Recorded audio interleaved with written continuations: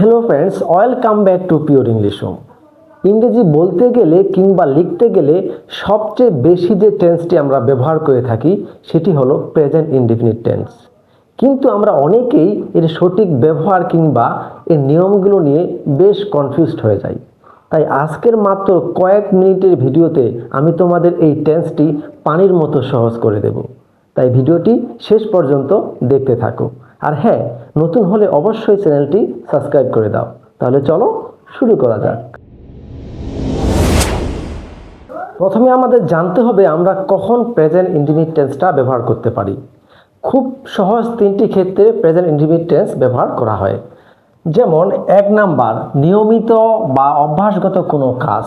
অর্থাৎ কোনো কাজ যখন আমরা নিয়মিত বা অভ্যাসজনিত কারণে করে থাকি অথবা রুটিন মাফিক করে থাকি, তখন আমরা কি করব, এই প্রেজেন্ট ইনডিফিনিট টেন্সটা ব্যবহার করব। যেমন আমি রোজ সকালে চা খাই, তাহলে এখানে আমি রোজ সকালে চা খাই এটা হচ্ছে একটা অভ্যাসজনিত কাজ। চা খাওয়াটা কি একটা অভ্যাস, তাহলে এটা হচ্ছে একটা অভ্যাসজনিত কাজ। এরপরে কি আমি প্রতিদিন স্কুলে যাই, তাহলে আমি প্রতিদিন স্কুলে যাই এটা হচ্ছে আমার কি প্রতিদিনকার একটা নিয়ম মাফিক কাজ। অর্থাৎ প্রতিদিন আমাকে স্কুলে যেতেই হয়, এটা হচ্ছে একটা রুটিন মাফিক বা নিয়মিত কাজ। এটা হচ্ছে কি এই নিয়মিত বা অভ্যাসজনিত, এগুলো হচ্ছে কাজ। তাহলে এগুলোর ক্ষেত্রে আমরা কি করব, প্রেজেন্ট ইনডিফিনিট টেন্সটা ব্যবহার করব। ওকে, এরপর হচ্ছে কি চিরন্তন সত্য। 2 নম্বরটা কি চিরন্তন সত্য, অর্থাৎ ইউনিভার্সাল ট্রুথ। যেগুলো চিরন্তন সত্য সেগুলোর ক্ষেত্রে চোখ বন্ধ করে প্রেজেন্ট ইনডিফিনিট টেন্সটা ব্যবহার করতে পারবো আমরা বা করা হয়। ওকে, সেটা কেমন, যেমন সূর্য পূর্ব দিকে ওঠে, তাহলে সূর্য পূর্ব দিকে ওঠে এটা একটা হচ্ছে চিরন্তন সত্য। অর্থাৎ এই সত্যটাকে কি খণ্ডানো যাবে না, এটা হচ্ছে একটা কি চিরন্তন সত্য। এই জন্য এখানে কি হবে, প্রেজেন্ট ইনডিফিনিট টেন্সটা ব্যবহার হবে। 3 নম্বরে হচ্ছে কি সাধারণ বর্তমান। সাধারণ বর্তমান কোনগুলো, যেমন সে ফুটবল খেলে, সে ভাত খায়, আমি বই পড়ি, এগুলো হচ্ছে সাধারণ বর্তমান।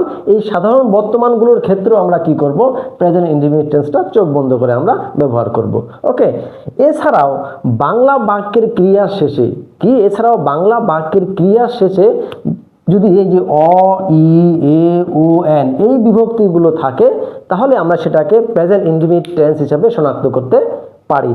যেমন আমি করি, তাহলে এখানে করি হচ্ছে কি এটা একটা কাজ বা ভার্ব, যেটাকে ইংলিশে বলি। তাহলে করির শেষে কি টান আসতেছে, ই আসতেছে, কি আসতেছে, করি, ই আসতেছে। এরপর সে পড়ে, তাহলে পড়ে এটা হচ্ছে একটা কাজ বা ক্রিয়া, ঠিক আছে, বা ইংলিশে এটাকে বলি আমরা ভার্ব। তাহলে পড়ে কি আসতেছে, এ, পড়ে, তাহলে এ টান আসতেছে বা এ বিভক্তিটা আসতেছে।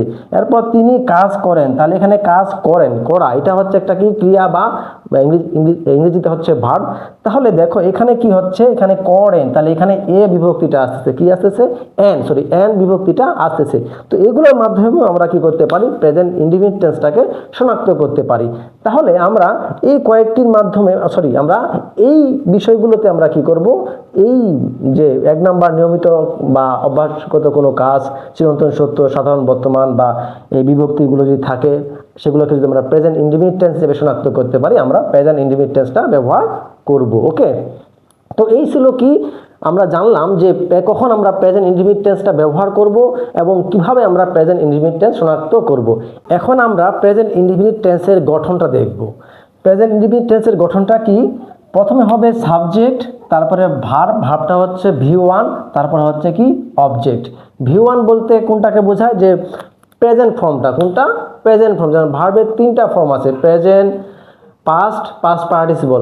অর্থাৎ প্রেজেন্ট ইনডিফিনিট টেন্সের ক্ষেত্রে সবসময় প্রেজেন্ট ফর্ম অর্থাৎ V1 ভার্বটা ব্যবহার হবে। তাহলে এখন আমরা গঠন অনুযায়ী এই যে আমি ভাত খাই, আমরা ইংরেজি শিখি, এগুলোকে ট্রান্সলেট করব। কি করব, এগুলোকে ট্রান্সলেট করব। তাহলে প্রথমে কি বসবে, সাবজেক্ট বসবে। তাহলে এখানে সাবজেক্ট কি আমি, আমির ইংলিশ কি আই, তাহলে আই বসলো। এরপরে এখানে কি বলবে, ভার্ব বসবে। তাহলে এখানে ভার্ব কি খাওয়া, খাওয়াটা হচ্ছে কি ভার্ব। তাহলে এখানে খাওয়ার ইংরেজি কি, তাহলে এখানে ইট বসবে, আই ইট। এরপরে কি বসবে, এরপরে কি খায় অবজেক্ট, তাহলে ভাত, ভাতটা হচ্ছে এই জায়গার অবজেক্ট, ভাতের ইংরেজি হচ্ছে রাইস। তাহলে হলো কি আই ইট রাইস, আমি ভাত খাই। এরপরেরটা হচ্ছে আমরা ইংরেজি শিখি। এখন আমরা সেম নিয়মে আমরা এটাকেও কি করব, এইভাবে ট্রান্সলেট করব। তাহলে দেখো এখানে প্রথমে সাবজেক্ট বসবে, সাবজেক্ট এখানে কি আমরা, তাহলে আমরা ইংরেজি কি উই, তাহলে আমরা উই লিখলাম, উই সাবজেক্ট।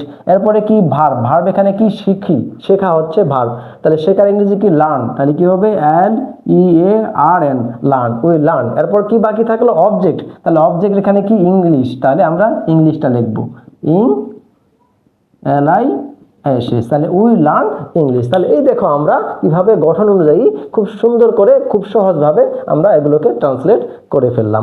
এখানে আবার একটা টুইস্ট আছে, কি টুইস্ট, সাবজেক্ট, সাবজেক্ট যদি যে আমি দেখতে পাচ্ছ third person singular equal to S বা ইএস যুক্ত হবে, অর্থাৎ সাবজেক্টটি যদি কি হয় থার্ড পারসন সিঙ্গুলার নাম্বার হয় তাহলে ভার্বের শেষে এস বা ইএস যুক্ত হবে। কি বললাম, সাবজেক্টটি যদি থার্ড পারসন সিঙ্গুলার নাম্বার হয় তাহলে ভার্বের শেষে এস বা ইএস যুক্ত হবে।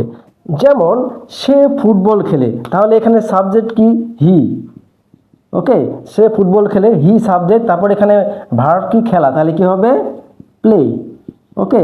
তারপর এখানে এখন দেখো এই জায়গায় কাজটা, তাহলে হি হচ্ছে কি থার্ড পারসন কি সিঙ্গুলার, এই জন্য আমরা এই প্লের সাথে কি করব অ্যাজ যুক্ত করব, হি প্লেস, তাহলে কি খেলে ফুটবল খেলে, FOOTBALL, হি প্লেস ফুটবল, ওকে।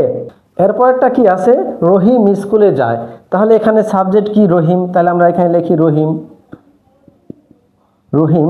এরপরে কি এখানে ভার্ব কি, ভার্ব হচ্ছে যাওয়া, মানে যায়, তাহলে কি হবে গো। তাহলে এখন দেখো এখানে রহিম কি, এখানে থার্ড পারসন সিঙ্গুলার, যে কোনো নামই হচ্ছে থার্ড পারসন সিঙ্গুলার নাম্বার, তাহলে এখানে রহিম সাবজেক্টটি হচ্ছে কি থার্ড পারসন সিঙ্গুলার নাম্বার, এই জন্য আমরা গো এর সাথে কি যোগ করব এস বা ইএস, এখানে ইএস যুক্ত করব। তাহলে রহিম গোস কোথায় যায়, স্কুলে যায়, গোস টু স্কুল, তাহলে রহিম স্কুলে যায়, রহিম গোস টু স্কুল। এখানে রহিম হচ্ছে থার্ড পারসন সিঙ্গুলার নাম্বার, এই জন্য কি হলো গো এর সাথে অর্থাৎ ভার্বের সাথে ইএস যুক্ত হলো, ইএস যুক্ত করে আমরাকে এটাকে কি বানাইলাম প্রেজেন্ট ইনডিফিনিট টেন্স বানাইলাম। তাহলে দেখো he plays football, Rahim goes to school, প্রত্যেকটাতে কি এস বা ইএস যুক্ত হয়েছে। এইভাবে আমরা কি করব, যখন থার্ড পারসন সিঙ্গুলার নাম্বার হবে শুধু সিঙ্গুলার নাম্বার, তখন আমরা ভার্বের সাথে এস বা ইএস যুক্ত করব। এবার আসি নেগেটিভ অথবা ইন্টারোগেটিভ সেন্টেন্সের ক্ষেত্রে, যখন আমরা প্রেজেন্ট ইনডিফিনিট টেন্সকে ইন্টারোগেটিভ অথবা নেগেটিভ সেন্টেন্সে রূপান্তর করব, তখন আমাদের ডু বা ডাজের কি সাহায্য নিতে হবে। এই ডু বা ডাজ হলো প্রেজেন্ট ইনডিফিনিট টেন্সের অক্সিলারি ভার্ব বা সাহায্যকারী ভার্ব, এগুলো দিয়ে আমরা কি করব প্রেজেন্ট ইনডিফিনিট টেন্সকে নেগেটিভ করব অথবা ইন্টারোগেটিভ করব। তো দেখো প্রথমে নেগেটিভটা আমরা দেখি। নেগেটিভে কি আছে, নেগেটিভের গঠনটা কি, প্রথমে সাবজেক্ট বসবে, তারপর ডু বা ডাস plus not plus verb plus কি অবজেক্ট, এটা হচ্ছে গঠন। ডাস কখন হবে, subject third person singular number হলে ডাস হবে, আর বাকি ক্ষেত্রে ডু হবে, ওকে। তাহলে দেখো আমি চা খাই না, তাহলে এখানে সাবজেক্ট আই বসলো, এরপরে কি বসলো, এখানে আই হচ্ছে ফার্স্ট পারসন, এই জন্য এই জায়গায় কি ডু হয়েছে, ওকে। তারপরে কি বসলো, নট বসলো, এরপরে কি বসলো ভার্ব বসলো, ভার্ব কি চা পান করার ভার্ব হচ্ছে ড্রিঙ্ক বসলো, এরপরে অবজেক্ট কি বসলো টি বসলো, তাহলে কি হলো I do not drink tea, okay. এরপর একটা কি সে স্কুলে যায় না, তাহলে এখানে সাবজেক্ট হচ্ছে কি হি, তাহলে সাবজেক্ট কি হিটা থার্ড পারসন সিঙ্গুলার নাম্বার, এই জন্য এই জায়গায় কি হলো ডাজ হলো, এই জায়গায় কি হয়েছে ডাজ হয়েছে, এই জিনিসটা কিন্তু মনে রাখতে হবে ডাজ। এরপরে কি বসলো নট বসলো, এরপরে গো। এখানে একটা জিনিস বোঝার আছে, দেখো আমরা জানি যে subject third person singular number হলে ভার্বের সাথে এস বা ইএস যুক্ত হয়, কিন্তু এখানে কিন্তু হয়নি, কেন হয়নি, কারণ এখানে ডাজ বসছে, যখন ডাজ বসে যাবে তখন আর কি সাবজেক্টের সাথে কি এস বা ইএস যুক্ত হবে না, অর্থাৎ এস বা ইএসটা কি উঠে যাবে, ওকে। তাহলে কি হলো he does not go to school, verb হলো গো, এরপরে টু স্কুল বসে গেল, তাহলে সে স্কুলে যায় না, he does not go to school, আমি চাই খাই না, আই ডু নট ড্রিঙ্ক টি। এরপরে আসি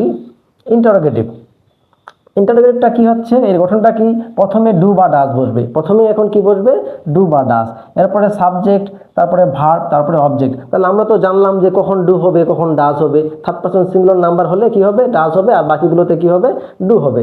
তাহলে তুমি কি বই পড়ো, তাহলে এখানে তুমি কি বই পড়ো, তাহলে এটা কি ইন্টারোগেটিভ সেন্টেন্স।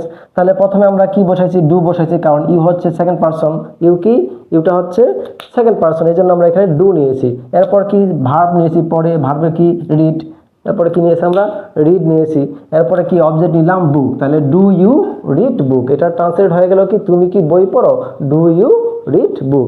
এরপরটা দেখি সে কি গান গায়, তাহলে দেখো এখানে প্রথমে ডাজ বসালাম কেন, কারণ হিটা হচ্ছে থার্ড পারসন সিঙ্গুলার নাম্বার, এই জন্য কি হিটা হচ্ছে থার্ড পারসন সিঙ্গুলার নাম্বার, এই জন্য এখানে ডাজ বসছে। এরপরে সিংয়ের সাথে কি এস বাই এসটা উঠে গিয়েছে, কারণ যেহেতু আমরা ডাজ নিয়ে ফেলছি, ডাজের সাথে কি ইএসটা যুক্ত হয়ে গেছে, এই জন্য এস বাই এস থাকেনি, এটা উঠে গেছে।